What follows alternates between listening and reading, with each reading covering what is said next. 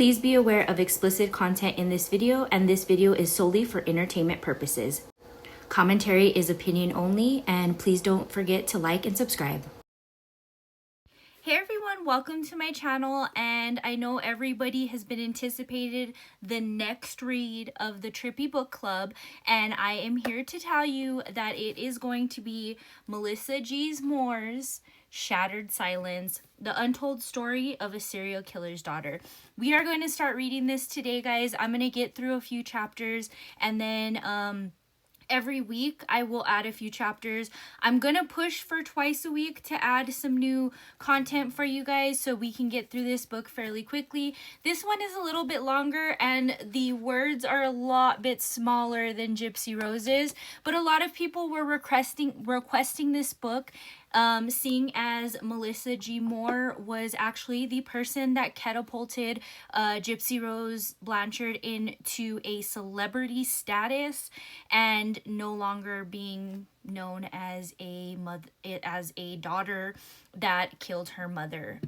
So we wanted to read this. A lot of the people I talked to, we voted on it. We wanted to read it because I want to see the similarities. A lot of people are saying that Melissa G. Moore most likely did write Gypsy Rose Blanchard's book or had a bigger hand in it than what was originally anticipated for, and we're gonna see this. I've heard a lot of good and bad things about this, so we're just gonna get to it.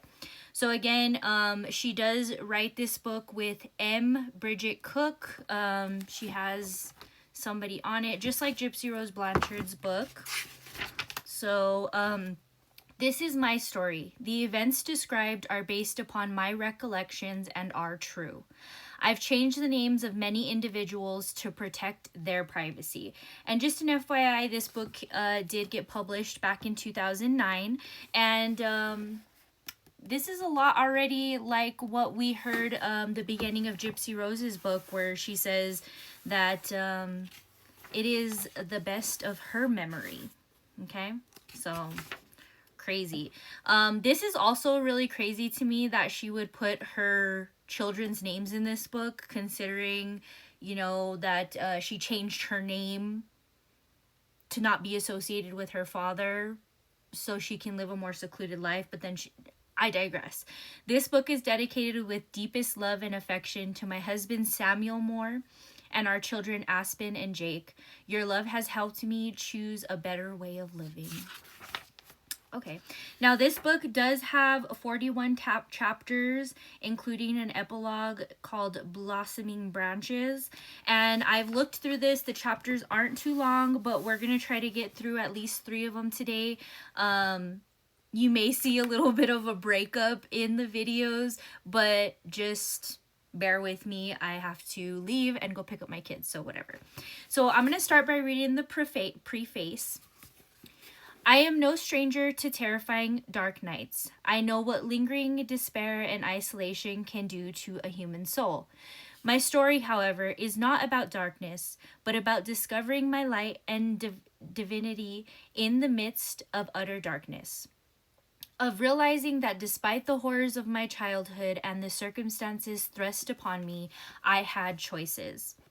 As chaos and crises erupted all around me, I carefully watched and experimented with choices of my own. Eventually, I realized that I could either choose to continue the unhealthy traditions of my family, or I could choose to break the chains.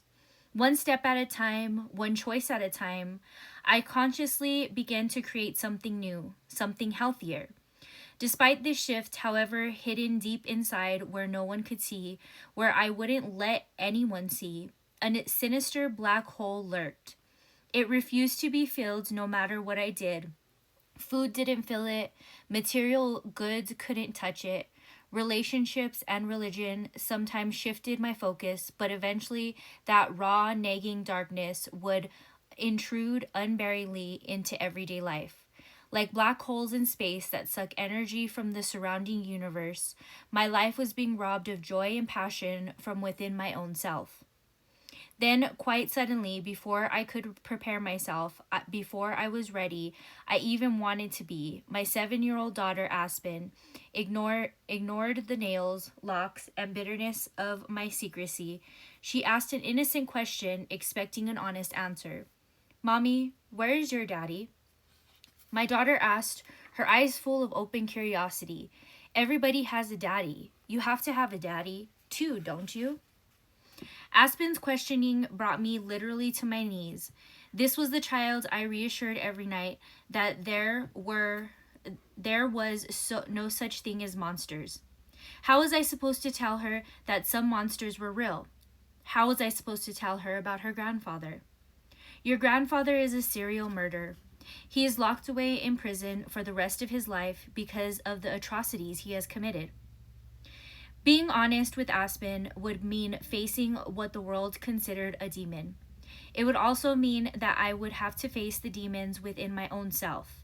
To choose change, true, honest change, meant bringing light into all the dark places, including that seemingly unfathomable black hole within me. I did not reveal anything to Aspen that day about her grandfather, but my mind couldn't stop racing. Should I let her grandfather be a part of her life? As a person of faith, I wasn't supposed to believe that the human soul could change. Did I give him that chance? Or were there inherent dangers lurking? The ones I had been furiously trying to protect her from. I felt that I had a clear, defined answer. I couldn't find a single book on the subject. The few people I entrusted with my inner battle seemed as bewildered as I was. This is the question that has faced millions of people, the skeleton in the family closet. And even after a millennium of human experience, most of the time, the issue is not spoken of openly. Shame and humiliation win out, and deadly silence continues. You are only as sick as your secrets. I'd had enough of the sickness, the secret keeping, the blame, and my racing mind. I got on the internet and wrote a letter. As I pressed send, I knew I was changing my life forever, and maybe that of many others. Magically, some of the darkness within me began to lift. That one act has created a huge ripple, for I have learned that we are all connected. I am never alone. Not one of us is ever really alone. Again, I already see some issues with like I seen in Gypsy Rose Blanchard's book, just like words. It's kind of weird, so I apologize. Telling my story to those who have been searching for answers within the dark crevasses of their own souls. I know that I am bringing light into the darkness. I know that I am literally breaking the chains of horror, secrecy, and devastation. For I am a child of light. So, like I said, I have started already noticing that there is some grammatical errors to this. So it's really wild. So she printed a poem here. It says, "Do you ever wonder who you are? Do you ever wonder as you stare into the stars? Where you began and how you got this far from home? Have you ever walked along the shore? Have you ever seen the water dancing back and forth? Did you look inside to see if there was more to life? Well, there's a dream taking wing. There's a voice that wants to sing. Even in the deepest, darkest night, the torch is raised to the sky. There are hands that hold it high. You were born to keep it burning bright. You were made to fly. You were meant to shine, child of light. You will never, ever stand alone. You were never called to bear the burdens on your own. Where there is fear, love will take control and lead you on. While there's a dream taking wing, there's a voice that wants to sing.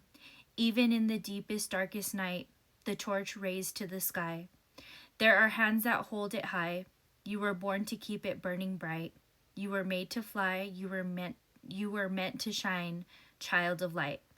Printed with permission, Child of Light by Mindy Gledhill, copyright 2004. So it's a little poem. Very nice little poem. I do like it. But again, I already noticed some grammatical errors, but that's okay. Let's move on. Chapter 1 is called Silent Cries. August 1984. I squinted into the bright blue morning sky and couldn't help the shudder that rippled through my little body. Not a single cloud wafted on the horizon, not a breeze tickled my blonde hair. Yet I felt the dark storm approaching. It didn't matter that our tiny rural town of Toppenish experienced 300 days. It didn't matter that our tiny rural town of Toppenish experienced 300 days of sunshine a year, or that our little farmhouse was settled in one of the most quiet farming communities in Washington. It didn't matter that I was only 5 years old when I got one of these knowings. The gloom that descended was very real.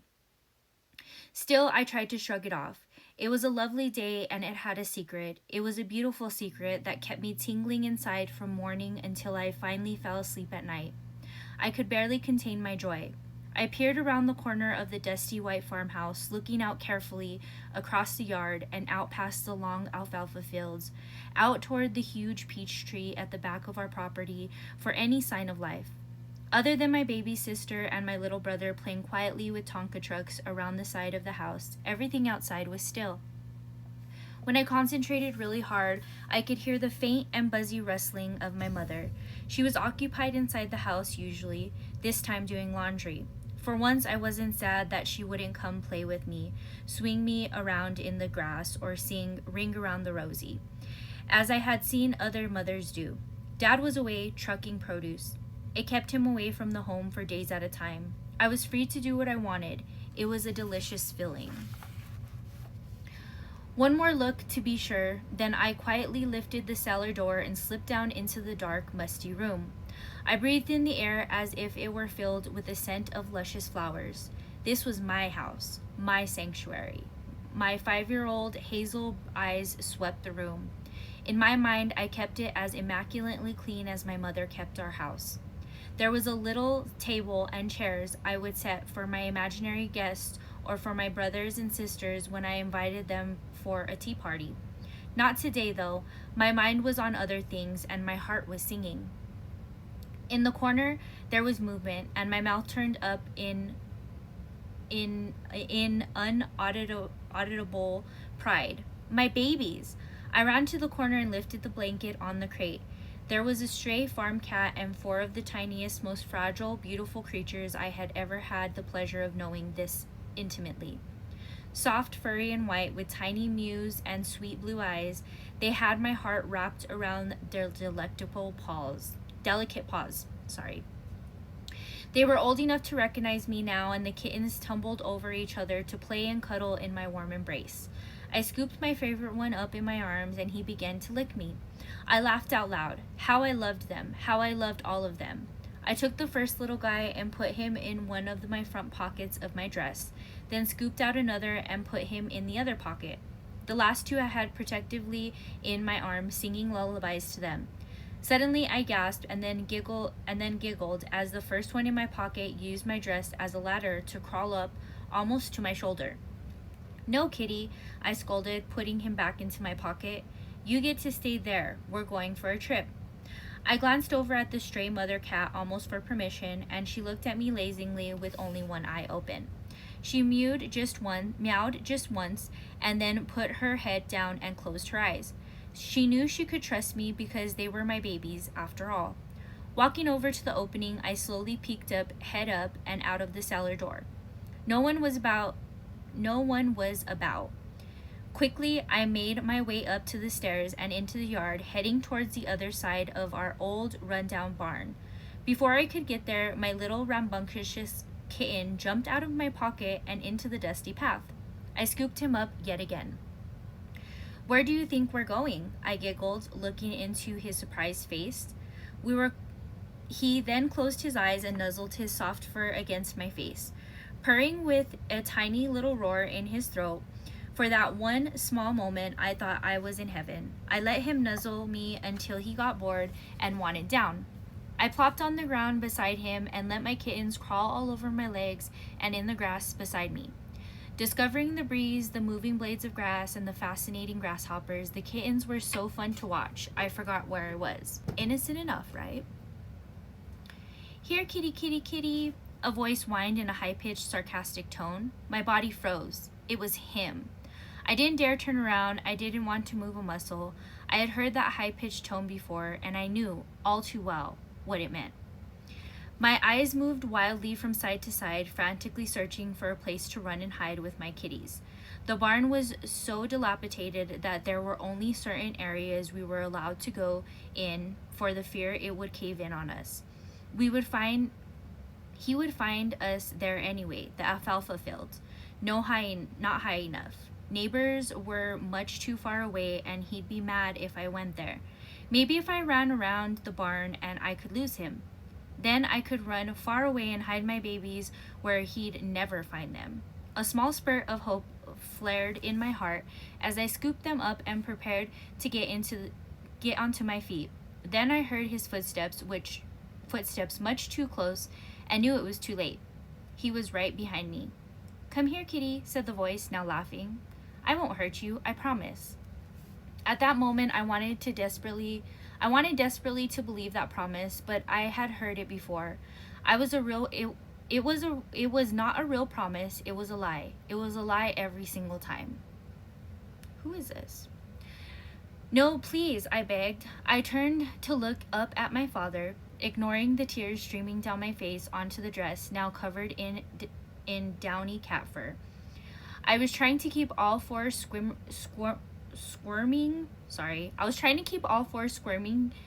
kittens clutched safely to my chest. They were scratching me now, not understanding what was going on and wanting to get down to play. "No, please, Daddy, don't hurt them. Please, please, please." I searched my father's eyes for some evidence of compassion, some sense that he had heard me, but all I saw was the veiled look that had come on over his eyes. It matched the way his lips were twisted in a sinister half-smile. I knew that look, just as I knew the particular voice of his. I felt the blood drain from my face. Ignoring me and my pleas, he reached for the kittens. I tried to back away, but his massive 6'6" frame towered over me and seized them easily from my grasp. I wouldn't hurt you, would I?" he asked the kittens playfully and strode over to the clothesline. Despite my fear, I was puzzled. This wasn't his usual behavior with cats. I shook my head, trying to keep the memories at bay. Why was he walking to the clothesline? I saddled up next to him when he watched in horror as he used clothespins to hang the kittens up on the clothesline, each kitten right next to the other. They began frantically scratching at each other in desperation to get up or down. Some were safe. My precious little rambunctious one already had blood on his face from a wicked scratch. I was transfixed for a moment until I heard my father laughing at them. "My babies!" I turned and screamed, running for the farmhouse to find my mother. It felt like I was moving through molasses to get to the front door. Weird, we hear molasses, right? That's kind of weird. Horrible memories flashed into my mind, and one seemed stuck there, playing in slow motion. It was a memory of our last house in Toppenish, right next to an orchard. A stray cat had wandered into our yard, and I remember watching Dad calling to it with that same sick, high-pitched voice. Jason and I had thought maybe we could keep this one. Jason was especially drawn to its soft, pretty coat. It seemed like Dad was being nice to it. Then my father had suddenly grabbed the stray by the throat and squeezed it. The poor cat had fought him, scratching and gouging his arms in its last desperate fight for life. But it had finally stopped moving. Dad held it up as if he was inspecting it for further signs of life. Then he had thrown it to the ground like old stinky garbage. Jason and I had been screaming uncontrollably, but my dad had ignored us and just walked away. I remembered looking into Jason's eyes in disbelief, and then I had to look away. The hurt and pain in them mirroring my own, and it was unbearable. That was not the first time I had seen death, and I was determined I wasn't going to see it again. The screams from my memory now intertwined with those erupting from the throat as I ran. I needed my mother to stop him. Surely she could save my babies. So we hear molasses again, which again is very weird. But we hear this story, and this is the first time I've ever heard this story, and I've actually watched a few documentaries with Melissa Moore. So this is a very interesting way to start the book, but also I get that this was most likely her first experience with how diabolical her father was, if this was a true experience. It's very disturbing. I shot up the steps and into the farmhouse, racing to find my mother. She was quietly folding a t-shirt. "Mommy, come quick," I screeched. "Please, now." "What is it, Melissa?" she asked, continuing to fold the laundry. "Daddy's going to hurt my babies, my kitties." I frantically pulled on her arm. "You have to come quick." My mother pulled her arm hard out of my grip. She looked at me with a blank stare for a moment. It wasn't the same veiled look of threat and malice that my father had. It was simple, empty. Then she turned back to folding laundry into neat little piles and neat little rolls, one item of clothing at a time. No, it couldn't be. Not again. I stared at her back. I couldn't believe she wouldn't help me, especially when she had seen the gouges on Dad's arm last time and the poor kitty's body on the ground. Surely she had to do something, anything. Because her complaints hadn't worked the time before, I could see that she wasn't willing to enter conflict this time around. I tried pleading again. "Please, Mom," I begged. Try not to scream so she could understand me through my panic. "Please help my babies. Please, Mom." My mother didn't turn around, didn't even move an inch in my direction. Feelings of desperation and frustration took over my body. What could I do? How could I save my babies? I turned and ran from the room, scraping my shin on the table in my haste to get back towards the barnyard. The pain in my leg was negligible compared to the pain in my chest. I slammed through the door, but on the top of the back steps, I stopped short.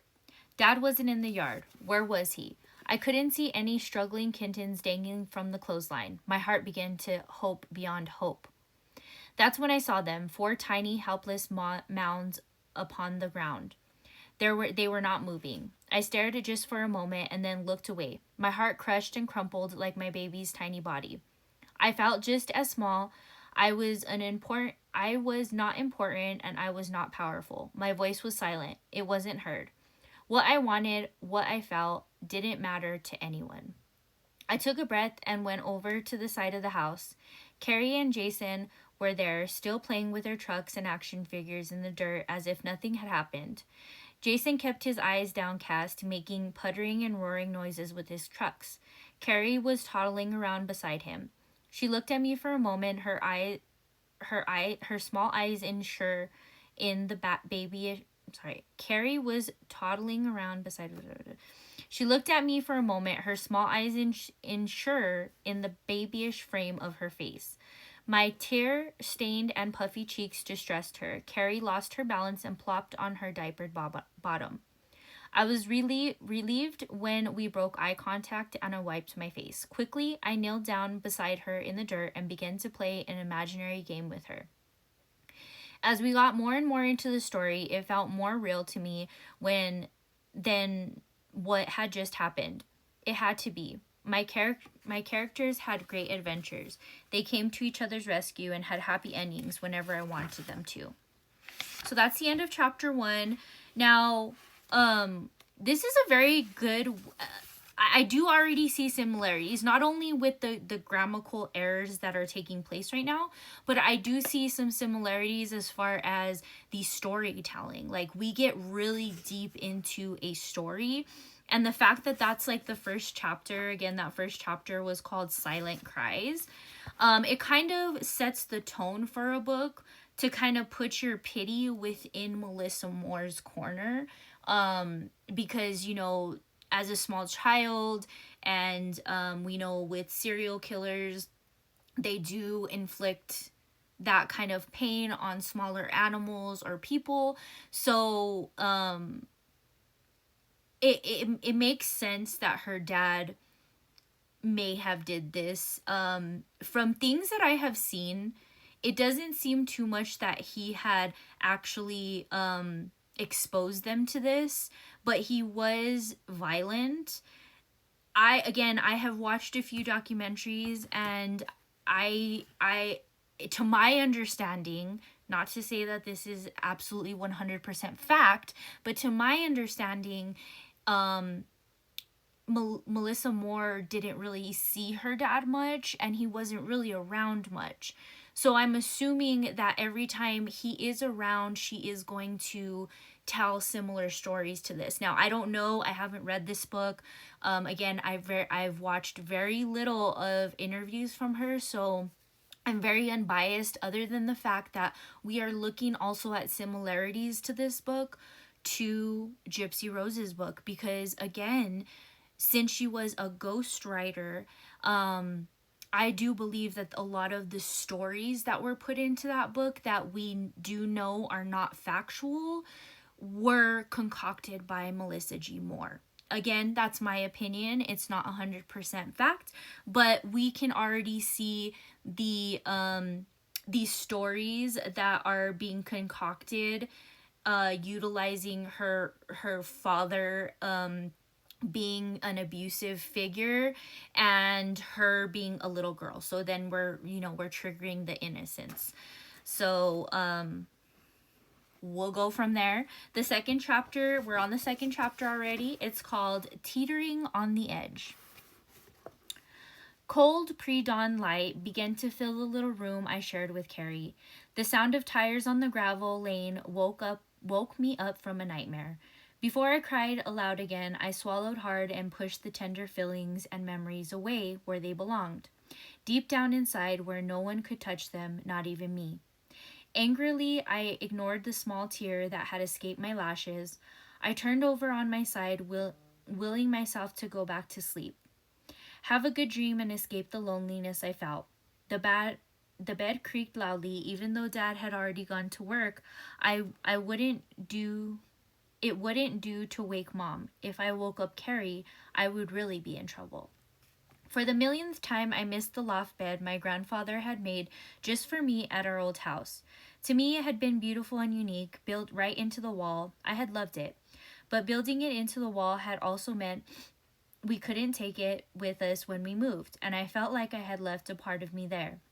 I wondered if people did that, left parts of themselves in places, a part that they could never get back. I sighed, giving up on sleep.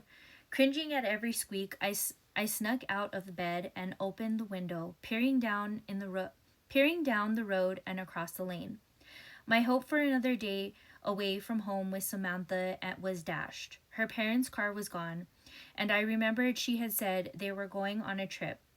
I looked at the gravel lane with longing. It had been misted with oil to keep the dust down for the hot summer. I loved to ride my pink and yellow bike to Samantha's house, carefully sliding all the way off the banana seat and unhooking my leg before the bike could tip over on me when I stopped. A gift from my dad, I cherished the freedom it gave me.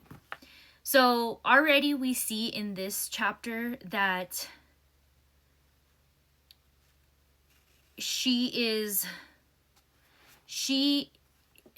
it's very wishy-washy already. So she's saying, something she loves is something her dad gave her. But yet we hear about this very atrocious act that her dad committed. And we see how it's affecting her going into the second chapter.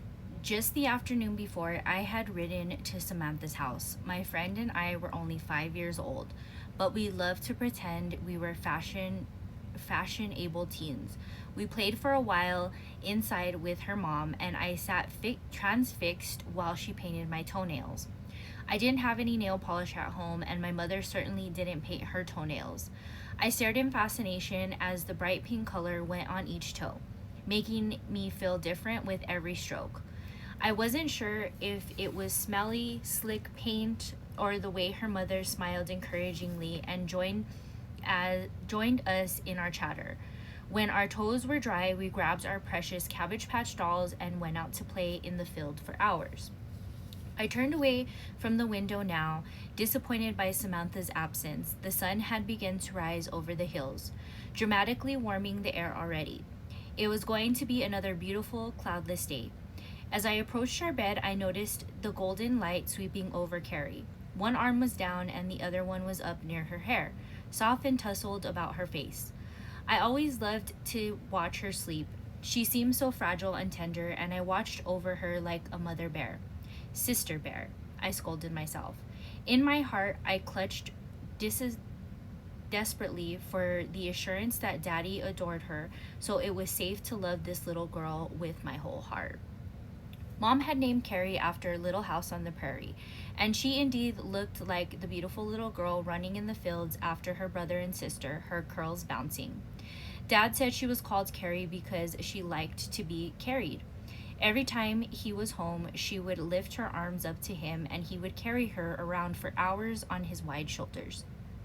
As the room became lighter, so did my mood, and I became excited at the thought of a new day. Jason, Carrie, and I would invent fun things to do on our little acreage. There were not many kids around our little place in Toppenish, so most of the time we simply had ourselves and all of the fields around to play in. It was enough for us and our imaginations. We created all kinds of games and stories, meaning we were never bored, or at least not for long. We could always find a new adventure to pursue or interest, especially Jason and me. Jason was the captain of our days. He was often the leader in our escapades, even though he was nearly a year to the day younger than me. He and I looked like twins with our oval faces and identical golden hair and hazel eyes. His eyes were turned a little more brown than hazel, but the only difference, it seemed, was in our temperaments. I hesitated in a face of fear, but Jason would seek it out. He seemed never to be afraid. So again, we see a lot of stuff that she remembers at a very young age. And when kids are traumatized, especially from the first chapter, when kids are traumatized like that, a lot of times they don't remember even simple things like this. That's just a simple observation I've made so far. And also, it seems like she's bringing her dad into kind of a light with caring for her sister and things like that. So it's kind of contradictory already. Just little things I've noticed so far. Less than an hour later, Jason got one of his wild hares. He burst into my room, his large brown eyes full of excitement. "Let's make a treehouse, Melissa," he cried. "That sounds fun," I said, smiling at his enthusiasm, "but I don't think we have anything to build it with."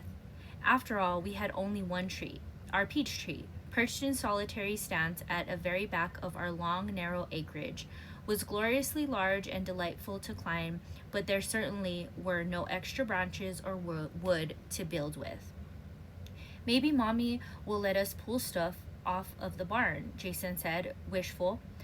I could see the wheels turning in his head, but I didn't think Mom would let him. I was pretty sure he didn't think so either. I became preoccupied with breakfast and helped Mom feed Carrie. When I was taking my dishes and Carrie's over to the sink, I overheard Jason begging Mom to let us pull some old boards off the barn. "No, Jason, you may not," Mom said firmly. "It's about to fall down and it's full of old nails. You'll have to get a tetanus shot if you ever get scratched by one of them." "No, Jason, sorry. I won't get scratched," he mumbled, but he seemed to back off. I didn't blame him. I didn't want to get a shot either. I had just had my kindergarten shots, and the memory made my stomach do flip-flops. So did the thought of school, but I wouldn't let anyone know that. "You'll just have to find something else to do," Mom said, and she went to grab some more canning jars. I was thankful the weather was clear, so I wouldn't have to be inside the kitchen. It was about to get stiflingly hot and humid. Jason walked mournfully to the door, looked at me, and then stomped out of the room. I got Carrie some more juice, and then we went outside to play. Carrie loved to follow Jason around more than she did me. I like to think it was because he was closer to her in age than I was, but whatever it was, she worshipped him. "Jason, Jason," she called. We both searched the yard but couldn't find where he went. At first I suspected he was sneaking boards from the barn, but we couldn't find him there either. So the two of us went out into the alfalfa fields to play. Absorbed in our games, we got further and further away from the house and lost track of time. Carrie suddenly sat down in the dirt and began to wail. I realized she was hungry and thirsty. Again, we're remembering a lot of things, I think, especially again from the first chapter, trauma wouldn't allow us to. Again, just my opinion. The heart the heat made me incredibly cranky, and it was the only time I didn't have a baby sister. It was the only time I didn't like having a baby sister. I usually changed my mind when she had a nap, so I picked her up and hauled her on my hip all the way back to the house. I was relieved to see that Mom had already made us some sandwiches. There was a plate for Jason too, but he was nowhere to be seen. When Mom called him in, however, he came in a minute later and began gobbling down his sandwich. Carrie almost fell asleep in her chair, and Mom took her to the other room for a nap. In the meantime, Jason bolted back out the door.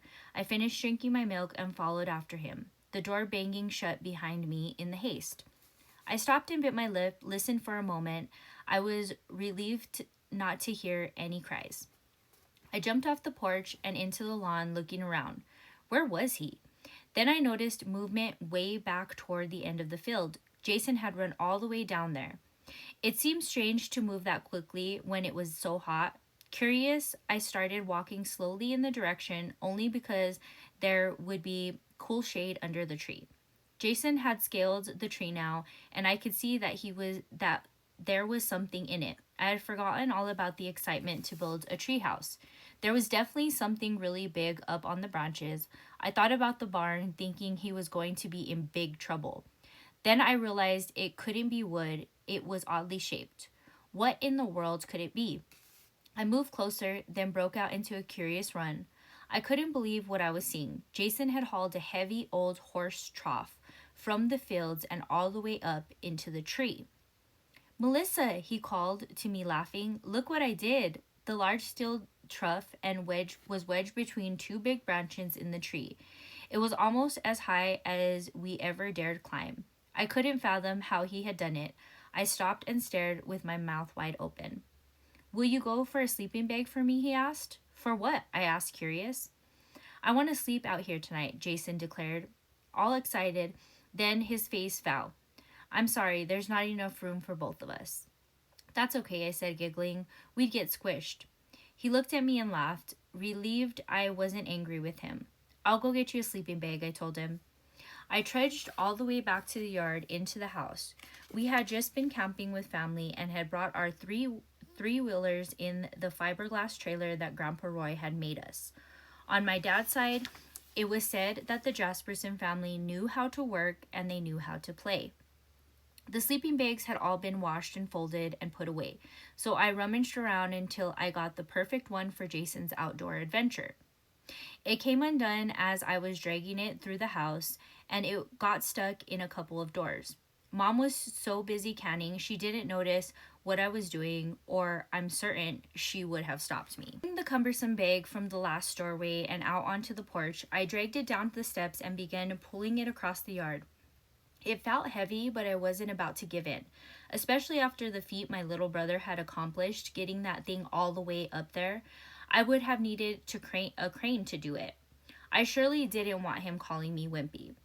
I was huffing and puffing by the time I got to the peach tree.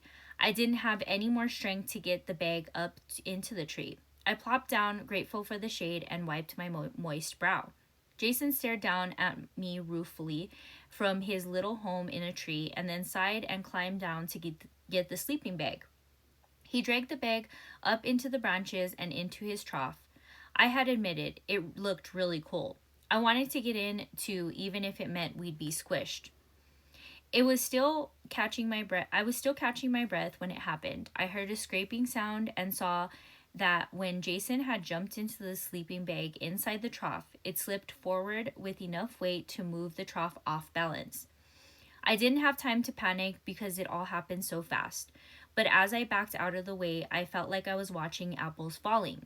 First Jason, then the trough, then warm red liquid after that. Everything became a blur. When I saw him bleeding, I was scared for Jason, and in the back of my mind, I was worried that if I ran to get Mom, she would ignore me. She heard Jason's howls, however, before I ever got there, and I was relieved to watch as my mother rushed to him and took care of everything all by herself. Jason was going to be really bruised and sore for days, but he was also going to be all right. When Dad came home, however, he wasn't happy about what had happened. He didn't spank Jason, he never punished any of us physically, but he was upset. Even though we had just been up camping and riding around on three-wheelers, sometimes going really fast, Dad had carefully ensured sure that none of us got hurt. He was the adamant protector of our physical bodies. After he checked Jason out and knew he really was okay, he seemed to sigh and felt his energy shift as he got his blanket out. Carrie and Jason giggled, and found myself giggling too, because we all knew what was coming. Dad laid the blanket out carefully, whistling nonchalantly like he was the only one in the room and had no idea what would happen next. We all jumped into the middle of the blanket, and suddenly Dad bundled us all like a ball, putting us over his enormous shoulder to carry us around like a hobo with all of his belongings on his back. We were all squirming, and I couldn't help squealing in delight. I was always so amazed on how strong he was. He did it again and again, but after a while, I stood off to the side and watched as he wrapped Jason and Carrie up in the blanket and continued the hobo game. I smiled as he began to play pony with them and finally wrestling just with Jason. But I didn't participate anymore. It wasn't that it didn't look fun, somehow it seemed safer on the outside watching. So again, we see her putting her dad in a better light, and remembering things that are very triggering. A few weeks later, it was my first day of kindergarten. Living in Toppenish, just outside the valley, I hadn't had the opportunity to meet many people, and I certainly never compared our family with anyone else's, except when Samantha had a Cabbage Patch doll and I didn't. I was happy with our lives in Toppenish, and I had no idea that Mom and Dad were having a rough time making ends meet. One night I awakened to hear Mom and Dad fighting about my school clothes. They argued often, so I tried not to let it bother me. However, realizing they were fighting about me made me sick inside. I wanted that feeling to go away. I'm going all the time to bring you and the family money, Laura. I'm gone all the time to bring you and the family money, Laura. Dad barked loudly. I covered my head with my pillow, but it didn't help much. You have got to learn how to cut back on what you spend on the road, said my mother, more quietly than my father, but her voice had an edge to it. I can only do so much on the budget that we have. I did the best I could, but she needed new socks and underwear and at least a couple of nice items. It's important for her to have a few new things. I thought about all the times I saw Mom working, doing her best to keep costs low. When she wasn't canning, she was cooking or sewing or cleaning. She even used to do the books for Grandpa. But I could tell she hadn't liked it because it was a way her voice sounded whenever they talked about that time. It wouldn't get low or tight like it was now. Mom and Dad both loved to shop when we had the money, but they used money differently. Dad mostly spent a little bit of money all the time, like my Cabbage Patch doll. Once in a while, he would buy things like my bike and things for my mom. My mother, on the other hand, always said she would rather purchase one really nice item than a whole lot of junk. The argument moved from money to other things I didn't understand, but they seemed to blame each other for a lot of their unhappiness. Blame was a language I heard all the time. When I heard Dad talking about his life, it made me feel sad. It seemed he had a life of dreams that would never be. Born in Canada, he had always admired the rugged outdoor life of mountaineers. He would tell anyone that listened that when he was growing up, he wanted nothing more than to join the Canadian Mounties. I'll never be able to do that, what I want, he would say sourly, then describe the severe fall he suffered during a climbing exercise in gym class. The rope had broken just as he reached the top. He told me that part of his body also broke. He had received $30,000 in compensation when he and his father had pursued legal recourse against the school. Then my dad and his father had invested all the money into a business that didn't seem to work out very well, which he blamed on his father. He explained that his broken hip meant he lost all eligibility to become a Mountie. I had heard him tell that story lots and lots of times, and my heart always felt heavy and sad. Somewhere deep down, I thought it was my fault he had to work so hard. Now, I didn't understand it, but whether it was here or at Grandpa's, money always seemed to be the biggest issue. A lot of conversations at the Jaspersons revolved around money and work. My dad, his siblings, and their father worked really hard, and several ran businesses or worked more than one job. Dad's work was usually heavy physical work or projects that required him to be away from home. He had worked for an irrigation company, he framed houses, worked for a mining company, and now he trucked produce from farms and was gone for days at a time. Neither my father nor my mother knew what to do to bring in any more money, or they would have already been doing it. However, it seemed to me that they still wanted to blame each other. Dad didn't Dad didn't like getting into arguments with Mom. He would leave the house in a huff, often walking for hours at a time, taking a long ride on his bike. None of us minded because he seemed to be so much nicer when he came back. Now, again, I'm going to preface this by saying that we're reading this book to compare how much we think she wrote of Gypsy's book. There's a lot of similarities as far as how deep we're going into stories and trauma and things like that.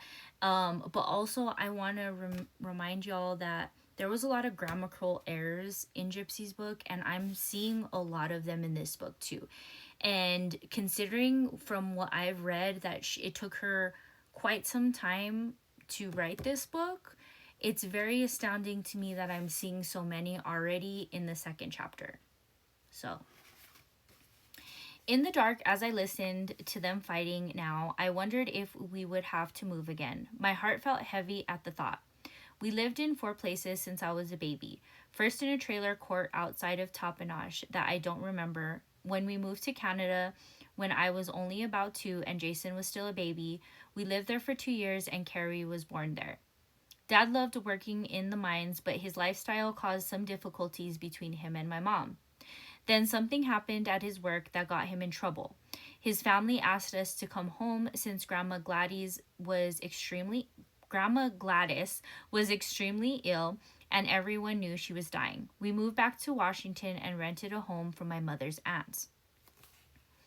I missed the majestic Canadian peaks. I remembered how it felt when I pushed my way out our door so I could see the mountains, feel the mountains, as if I were part of them. The wide open spaces of Toppenosh felt flat to me in comparison. People would speak of the mountains, and for the longest time I would squint to search for them, but all I could see were the bald, rolling hills in the distance and terraced with vineyards and surrounded by miles of apple orchards in all directions. We lived for a year in Salah before moving to the house we were in now. I had a few vague memories of Salah, like the pool in the backyard that was never filled, the tiny table and chairs built right into the wall, and my loft bed that Grandpa Roy had made me. His gift of his loft bed helped me feel safer because mice had infested that house. At night, they would come out and scuttle around the dark. It had frightened me. I remembered that our little place was next to a golf course where I would collect golf balls with Dad and sell them. I also remember Dad killing our pet dog by beating his head in right in front of us, but I didn't like to remember that. I remembered Grandma Gladys, who liked to be called Gladdy, getting worse and worse with cancer. My mom fell quietly into despair and my father wouldn't talk about it. I didn't want to remember that either. I wanted to remember Grandma Gladdy for her soft-spoken voice and her patient and kind demeanor. Not that she was meek, in fact, far from it. She was strong, independent, and very likable lady. She would knit beautiful sweaters for us, and she loved working on ceramics. Grandma Gladys kept her hands busy, kept her home spotless, and had taken my mom under her wing. When everyone in Dad's family would tease Mom for her Christian beliefs and values, Gladys would come to her aid. I didn't want her to die, and I didn't want to move again. I liked Tapanash with its 2 porches and the picture window where my mom planted roses. I liked the farmhouse, the peach tree, Samantha, and the dusty lane to ride my bike.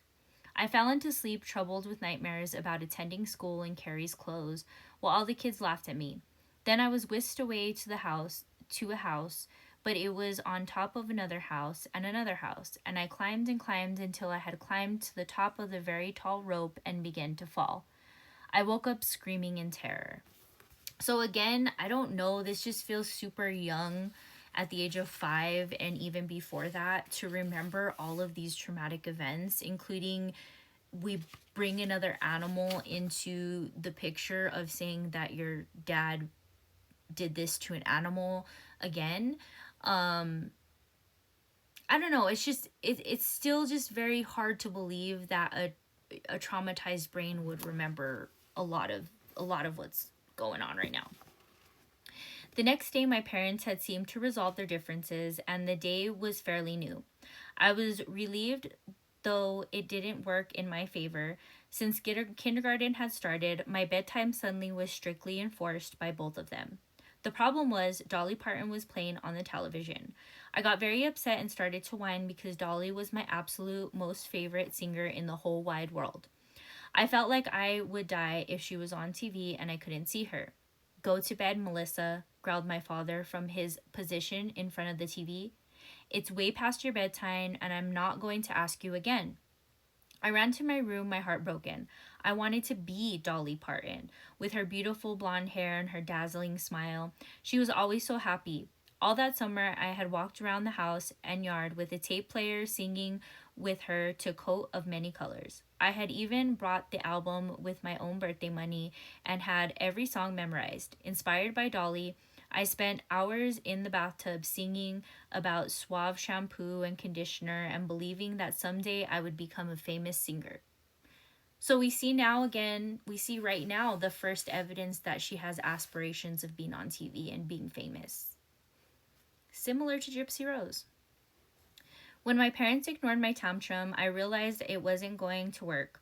While they were distracted by the television, I decided to try a different tactic. I snuck into my parents' room and into my mom's drawers when I pulled out one of her intimate items. Putting it on, I filled it with toilet paper and socks until both cups were full.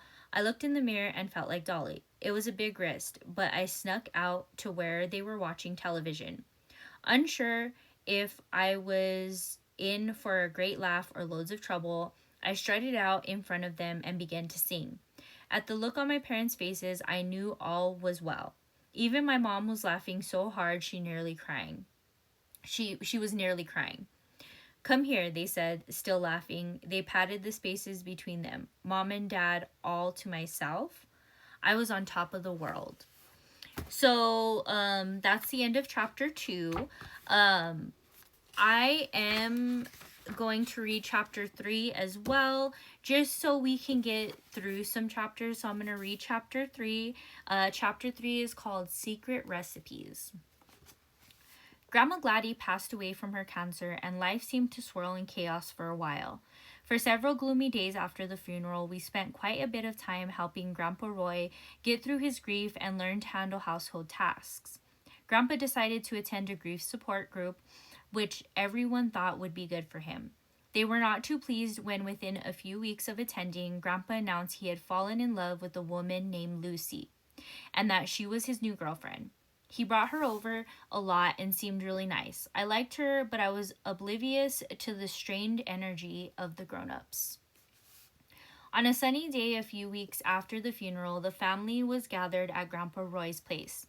He spoke to the grown-ups while the kids played together. We had just started a fun game when quite suddenly it was time to go. I liked playing with my cousins and didn't want to leave, but I could see by the somber look on my parents' face that they were not willing to negotiate. The car ride home seemed solemn as well, but Jason and Carrie and I kept ourselves busy with backseat game and tried not to notice. Later that night, when I was supposed to be asleep, I overheard Mom and Dad speaking in low, agonized voices. I felt like I should have been shocked at the news that Grandpa Roy was marrying Lucy, but I was happy for him. I had seen Grandpa so miserable and I didn't want him to be alone. I missed Gladys and I childishly hoped Lucy would be as nice as Gladys had been. Still, I could see that the decision made my mom and dad very uncomfortable. They whispered other things I didn't understand, like Grandpa's getting a divorce and declaring bankruptcy to pay for Gladys' bills before she died. There were also rumors of something called infidelity while Gladys was still alive. I didn't know what any of that meant, so I went to bed.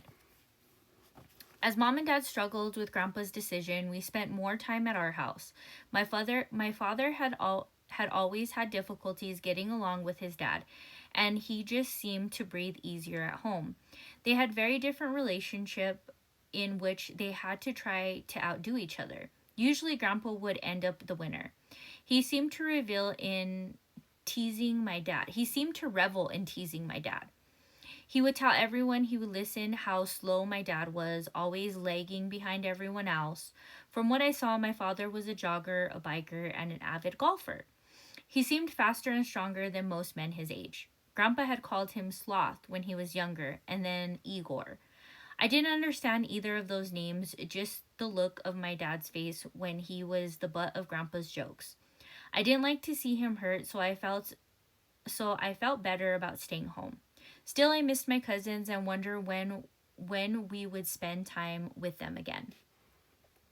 Fortunately, I found that school was more fun than I had expected. I was so happy to be around a lot of kids and new friends. As school continued, I learned that as soon as I got on the bus, I felt fully alive and lost myself in lessons and recess. One thing I discovered was that I absolutely loved to learn. No one had to force me to go to a place where I would learn more every day. So now we're hearing like there was like issues with his dad, that his dad was kind of in competition with him per se. So we do go into that portion of this. Grandpa got married to Lucy, and for a long while we didn't go over there very much. After some time passed, however, something shifted and family life started to get back to normal. As much as the family had tried not to accept Lucy, her naturally loving and kind ways invited people in. She genuinely cared for people and they couldn't help but warm up to her. While no one could ever take Gladys' place, even my mom came to accept and care for Lucy in a different kind of way. Personally, I thought Lucy was magnificent, especially her cooking. She had these amazing old recipes memorized, passed down from generations of family, some of them long gone, and the food she made was delicious. Lucy also listened to me and my stories about life and school, paying close attention, so I was excited when I learned we would soon be moving next door to Grandpa and Lucy. As time passed in Toppenosh, it was becoming harder and harder for Mom and Dad to make ends meet. Lucy and Grandpa had moved into Lucy's red brick, Cape Cod styled home and bought his trailer onto her property. Grandpa was never one to cower from assisting family or to let an economic opportunity go. He offered the trailer to my parents at a price they couldn't resist and could much better afford. At this point, Dad was working away from home for days and nights at a time, trucking produce down to California and other areas of the nation. I longed for the times he would come home, grab us in his blanket, and carry us around.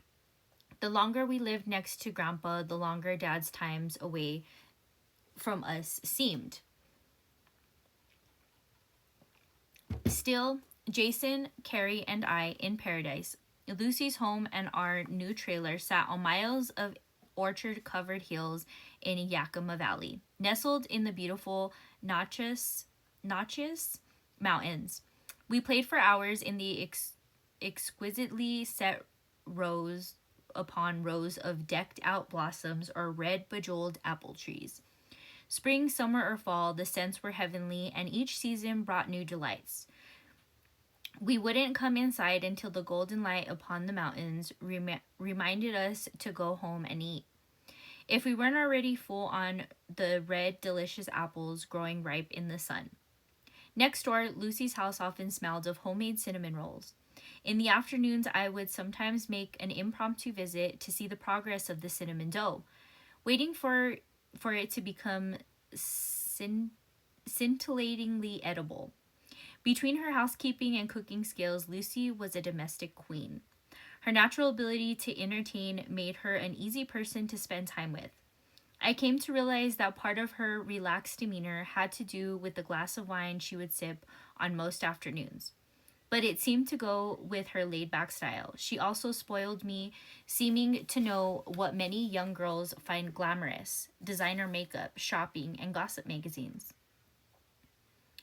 If I had a medical need, such as a cut or a headache, Lucy was always equipped to come to the rescue. Her medicine cabinet looked like the neighbor's pharmacy, and neighborhood pharmacy. And under her kitchen sink was a wet bar of pain relievers such as peach or peppermint flavored schnapps. She would take me to the shopping trips to Lamont's department store, and I would stare at the beautiful displays and the price tags in wonder, especially since I was used to Kmart and discount stores. I learned that Lucy had been married to the wily Apple mogul and had enjoyed some of the finer things of life in her day. I was much less comfortable around Grandpa, although he spoiled us well and was always and always treated Carrie and me with great tenderness. Still, he was very strict, conservative, authoritative figure. If we were in trouble, he would keep his voice calm, but underneath I could hear him struggling to restrain himself.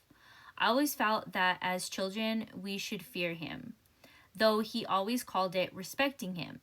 If we did not listen or obey, then the threat was the belt, especially for Jason. My grandfather had a double standard for boys and girls and was particularly hard on his own sons and grandsons. My inner voice told me to beware and not to cross him, but Grandpa never did spank or put a hands on us. I thought I knew why. I was around the corner when we first moved in, and I had heard my father say, "Don't you ever hit them. Don't you ever touch them. They're my grandkids, Keith," Grandpa argued, but the look on my father's face must have been enough to quell Grandpa's response. I was thankful that my father had stood up for us. From occasional comments I overheard from Dad and his siblings, it seemed to me that they had lived with two fathers, one before he quit drinking and one after. I gathered from his hushed tones that he must have been incredibly hurtful and abusive. My dad seemed to carry the scars of that emotionally. While I had never seen that side of my grandfather to its full extent, I had seen my giant of a father belittled to bits and pieces, spoken to like a child instead of a grown man. As Grandpa became Christian, his demeanor became more relaxed and even loving at times. To me, life was perfect. I didn't realize the only constant I can count on in life was change. So again, we hear her kind of sticking up for her dad, whereas in the first chapter, she wasn't really sticking up for him at all. And we do see a little bit of, where her father may have gotten this need for control over something. And we also see, a very conservative man that's probably a lot older that feels like, boys should be reprimanded for what they're doing and things like that. So kind of gives you the bigger picture of the happy face killer and who exactly he was growing up. Again, I want to preface this by saying that I think that this is a lot for a 3 to 5 year old to be remembering, especially considering the trauma and the animals that were taken and all of this stuff. So again, it's another caveat to say that Melissa G. Moore had a little bit more insight on Gypsy Rose's book. But I can tell you this is I like the storytelling as far as it goes, but I just don't know if it's true. I don't know if I believe it's true. I don't know. But those are the first 3 chapters of Shattered Silence, An Untold Story of a Serial Killer's Daughter by Melissa G. Moore. And so I will be uploading this, and you guys can expect at least 2 videos a week. This is going to be the only video for this week. Next week I will have 2 videos up, and we'll go over 3 to 4 chapters at a time. Please bear with me, guys, as I stated, because this book's print is a lot smaller than the Gypsy Rose Blanchard book, so please bear with me. And let me know if you guys have any suggestions. Let me know in the comments below. But if you guys have any opinions, or you guys think of something that I didn't say in this video, definitely leave your comments down below, and don't forget to like and subscribe.